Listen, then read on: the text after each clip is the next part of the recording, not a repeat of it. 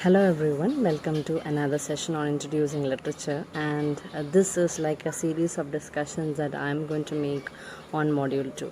Okay, the second key term that we have to keep in our mind is the concept called diegesis. Okay, so that is what we are going to discuss in this particular session. Diegesis in its simplest sense is a style of storytelling, or you can say a technique or a device, or not exactly a device, a technique that is used in storytelling. And this particular mode of storytelling, it actually presents the interior world of that particular story. Through diegesis, you can infer three things.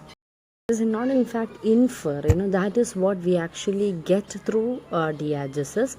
So the first thing that we actually get is a picture of that world, or you can say, to put it in another way, the details about that world, the world that is prescribed in that particular story. Okay, experiences of the characters in that is also described there, through a narration that is there in the text itself, or you can say in the story itself. They are revealed explicitly, okay, through secondly, in a diegesis or through the method of diegesis, you can say that the story is told, okay, or you can say it is recounted rather than being shown or enacted. Okay, it is being told to you. It is something that is made explicitly to every reader or every audience. It is something that is made clear.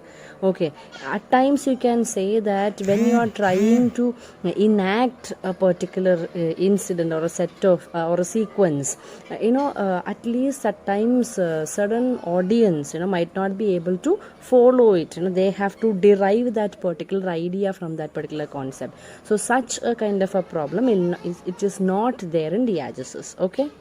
And also you can say that in diegesis, third point, there is a kind of a presumed distancing, okay, both from the speaker and also you can say from the audience.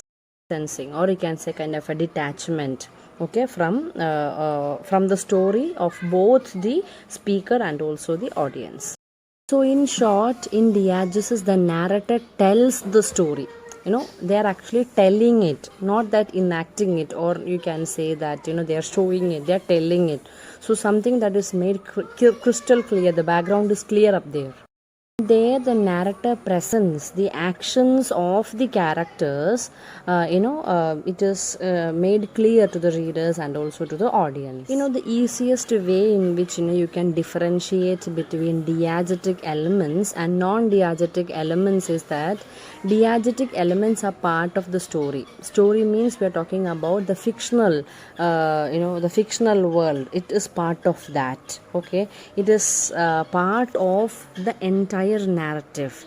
Okay, but you can say non-diegetic elements, they are not part of story, rather than it is part of the storytelling. You can say some stylistics or stylistic elements that are used in narrative, that can be simply put as non-diegetic elements. So how the narrator tells the story, the narrator of the story, okay, how exactly narrator tells the story is part of, or it's part of storytelling, and non-diegetic elements is in fact that. Okay, but diegetic is in the story, in the part of the story.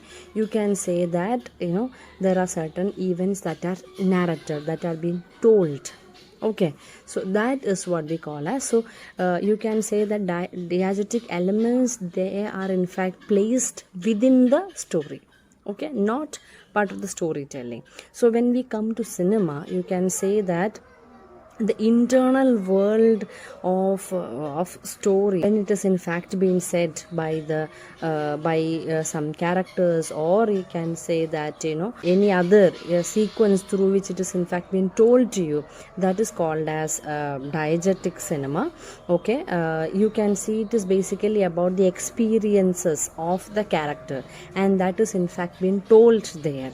Okay, so in cinema you can say that is the internal world created by the story through the characters, through their experiences, how exactly it is explained. Okay, so that is called as, diegesis in cinema. Okay, it is also said that, diegesis in cinema is in fact the style of storytelling which presents an interior view of the world, and that the world is experienced, I mean that world which is experienced by the characters and situations, in certain situations or events of the narrative. Okay, so that is what is called as, diegesis in cinema. And the simplest way to put the idea more clear is that the voice, at times when we talk about diegesis in case of sound in cinema, you can say the voice that is heard by the characters is diegetic sound, and the voice that cannot be heard by the characters, this in fact meant for the audience, is non-diegetic sound. Hence something that is shown in the narrative space is simply called as diegesis. Okay, I think I've given you enough and more explanation on diegesis. Okay, I'll give you a link in the description box. You can go through it, and you can have a better understanding of the concept called diegesis. Okay, so that's all for today. Thank you and take care.